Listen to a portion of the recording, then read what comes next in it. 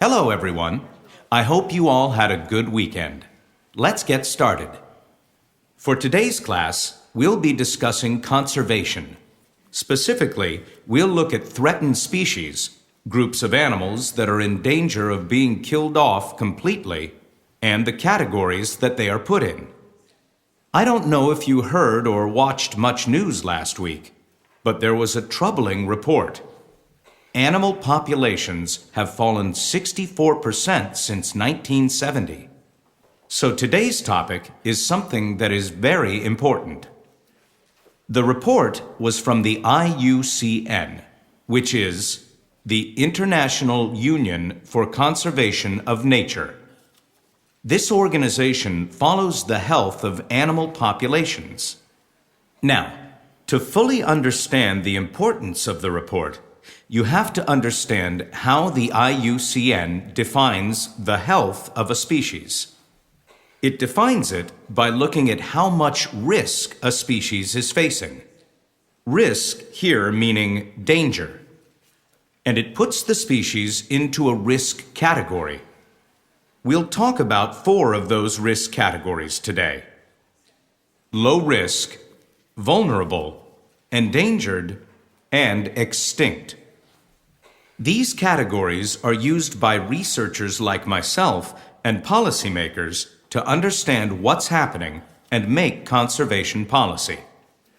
In my opinion, we have very little time left to prevent a mass extinction. That is, the end of, the death of, many plant and animal species. Understanding today's class is of great importance for young researchers and conservationists like all of you. So, first today, we'll look at the IUCN's categorization system. Specifically, how it decides if a species is endangered, vulnerable, etc. Then, we'll go into how that system, how having categories, is used for conservation policy. And toward the end of today's talk, we'll take a look at some specific examples of endangered species and how to protect them. We'll look at the Siberian tiger, a species that once lived all over Northeast Asia, but is now down to only about 250 adults. We'll also discuss the loggerhead sea turtle, which has been falling in number in recent years. But a little good news here. Now people are protecting the turtle's breeding grounds worldwide.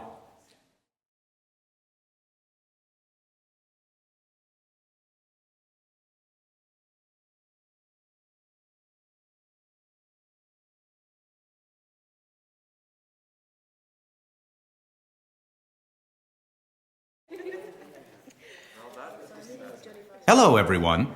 I hope you all had a good weekend. Let's get started.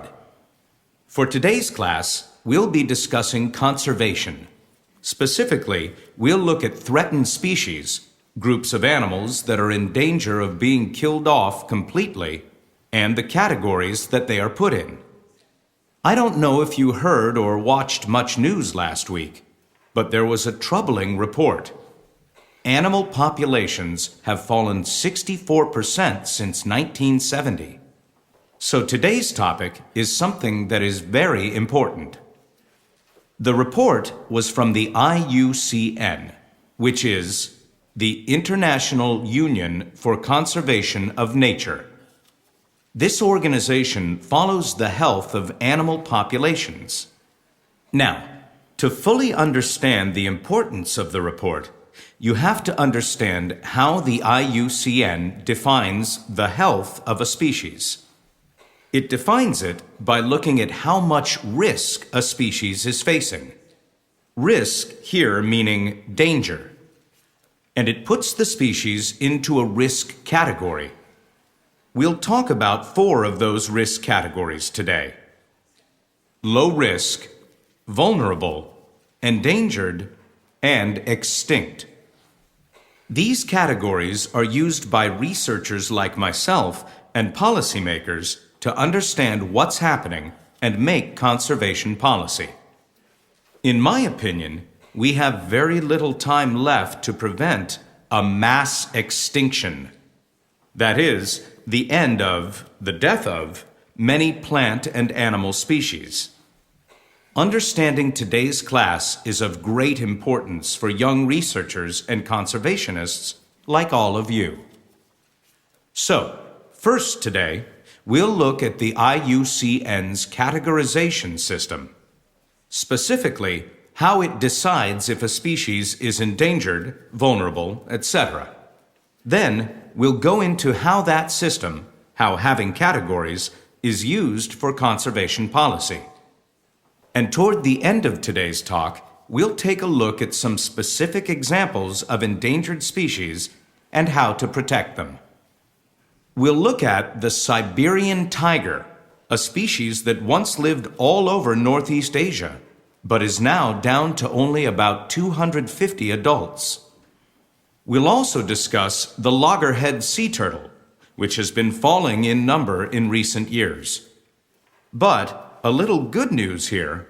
Now people are protecting the turtle's breeding grounds worldwide.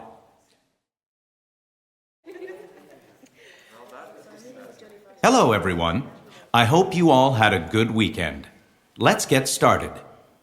For today's class, we'll be discussing conservation. Specifically, we'll look at threatened species, groups of animals that are in danger of being killed off completely, and the categories that they are put in. I don't know if you heard or watched much news last week, but there was a troubling report. Animal populations have fallen 64% since 1970. So today's topic is something that is very important. The report was from the IUCN, which is the International Union for Conservation of Nature. This organization follows the health of animal populations. Now, to fully understand the importance of the report, you have to understand how the IUCN defines the health of a species. It defines it by looking at how much risk a species is facing. Risk here meaning danger. And it puts the species into a risk category. We'll talk about 4 of those risk categories today: low risk, vulnerable, endangered, and extinct. These categories are used by researchers like myself and policymakers to understand what's happening and make conservation policy. In my opinion, we have very little time left to prevent a mass extinction. That is, the death of, many plant and animal species. Understanding today's class is of great importance for young researchers and conservationists like all of you. So, first today, we'll look at the IUCN's categorization system, specifically how it decides if a species is endangered, vulnerable, etc. Then, we'll go into how that system, how having categories, is used for conservation policy. And toward the end of today's talk, we'll take a look at some specific examples of endangered species and how to protect them. We'll look at the Siberian tiger, a species that once lived all over Northeast Asia, but is now down to only about 250 adults. We'll also discuss the loggerhead sea turtle, which has been falling in number in recent years. But a little good news here. Now people are protecting the turtle's breeding grounds worldwide.